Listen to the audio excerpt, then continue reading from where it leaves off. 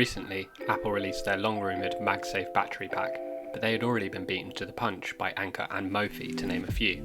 Both offer pretty much identical functionality, albeit a few compromises here and there, but is Apple's own MagSafe Battery Pack worth the £50 or $50 premium? I decided to purchase both to see how they compare and help you decide which one is right for you. So, the design. Both of these MagSafe battery options have their own unique design. A departure from its previous smart battery cases, Apple's MagSafe Battery Pack is only available in white and comes with the company's signature seamless design and features a lightning port for charging, of course. Anker uses a simple rubberized black plastic, and like Mophie and other manufacturers, it uses USB-C for charging, which does mean needing an additional cable. Although many, myself included, wish Apple would upgrade the iPhone to USB-C charging like the iPad range. So both battery packs are pretty similar in design, nearly identical in shape and size, but Apple's one is a perfect fit for the iPhone 12 mini and feels like an extension of the iPhone with its flat sides, whereas Anker's is curved on all edges and doesn't line up quite as well on the 12 mini. Both are pretty chunky and fairly heavy, adding a bunch of weight to your light iPhone 12 or 12 mini, but still very much usable if you're in desperate need of a charge whilst using your phone. Anker's MagSafe battery is slightly thicker than Apple's own, but with that comes extra battery capacity. More on that later.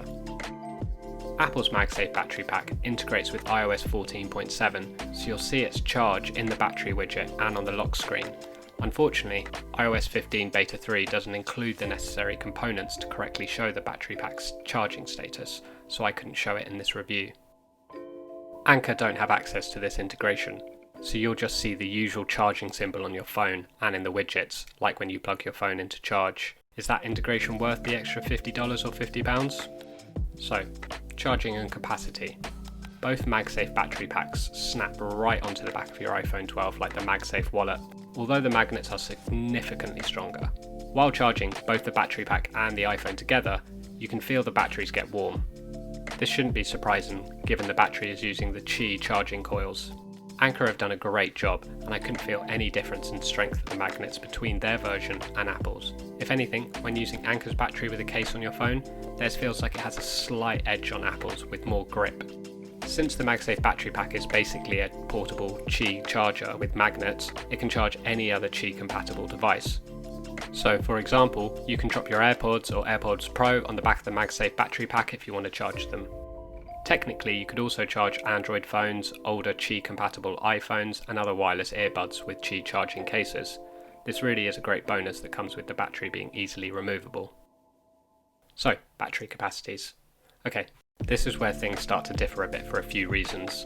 First, Apple doesn't share any guidance for how much extra iPhone 12 battery to expect, like not even an estimate, so I've taken estimations from a few sources to compare alongside Anker's own stats. Apple's MagSafe battery pack can charge an iPhone 12 mini around 75 to 100%, an iPhone 12 or 12 Pro about 50 to 75%, and a 12 Pro Max about 25 to 50%. So unless you have a mini, you won't get a full charge out of the Apple's MagSafe battery pack. Anker, on the other hand, with their slightly thicker battery pack, can charge an iPhone 12 mini 1.2 times. An iPhone 12 or 12 Pro can get about 95% charge, and an iPhone 12 Pro Max gets about 75% charge. That's quite the increase Anker have managed to squeeze out of their battery pack, a definite win for the Anker option in my opinion. So Anker will provide around 25% more battery power for any given iPhone 12 device. Both Apple and Anker's battery packs charge at 5 watts, so they aren't the fastest, given using wired MagSafe you can charge at 15 watts. Mophie, on the other hand, they support 7.5 watts charging, so it will get your battery life back up in a slightly quicker period of time. So, what's good about Apple's MagSafe battery pack? Their battery integrates nicely with the iPhone, with widget support, and it can pass through charge. You can plug a 20 watt power adapter into the MagSafe battery pack, and it will charge both the pack and your iPhone 12. Or you can plug in via your iPhone's 12 lightning port, which will charge your smartphone, and the MagSafe battery pack via a reverse wireless charging. Anker's battery pack doesn't support this. When you attach the Apple MagSafe battery pack, it automatically starts charging your iPhone 12, with a charge status showing up on the lock screen. You can also find charge status icons in the Today view and in home screen widgets. Again, Anker's battery pack doesn't support this. It can charge any Qi supported device, like an older iPhone or AirPods, but won't attach magnetically. Finally, although I love USB-C, Apple's MagSafe Battery Pack using Lightning means I only need one charger and one cable for my phone and battery pack, which at times is very convenient, especially on short holidays. So what's good with Anker's battery pack? Like Mophie's battery pack, the Anker MagSafe Battery Pack has wired input and output via USB-C, giving more flexibility for charging other devices.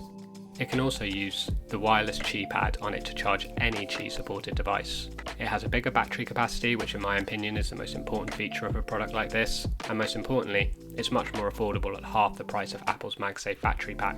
Finally, depending on your feelings towards lightning cables, given that the Anker pack uses USB-C, it should be in theory able to charge quicker, but I couldn't find any stats on this.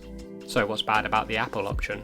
I've noticed on a few occasions my Apple MagSafe Battery Pack refuses to charge my iPhone even though it has charge. I quickly have to plug it in with a lightning cable, unplug it, and suddenly it works again. This could be really frustrating if you're out for the day and don't have access to a wall charger. It charges very slowly in comparison to many other external battery packs that usually use a cable, so what's bad about the Anker option? You have to push a small button on the battery pack to turn it on, which is very easy, but if you forget to do it before attaching the battery pack to your phone, you might end up forgetting and not charging your phone. Apple's MagSafe battery automatically starts charging as soon as it's attached to the phone. Like Apple's own MagSafe battery, it charges very slowly, which isn't ideal.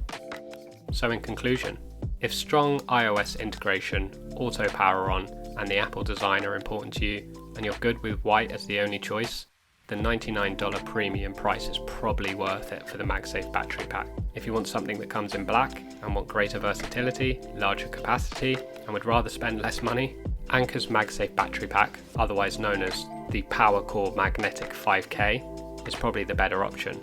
Especially at $46 or $39.99 here in the UK, it's hard to beat. Sure, there are cheaper options out there, but not from brands as reputable as Anker.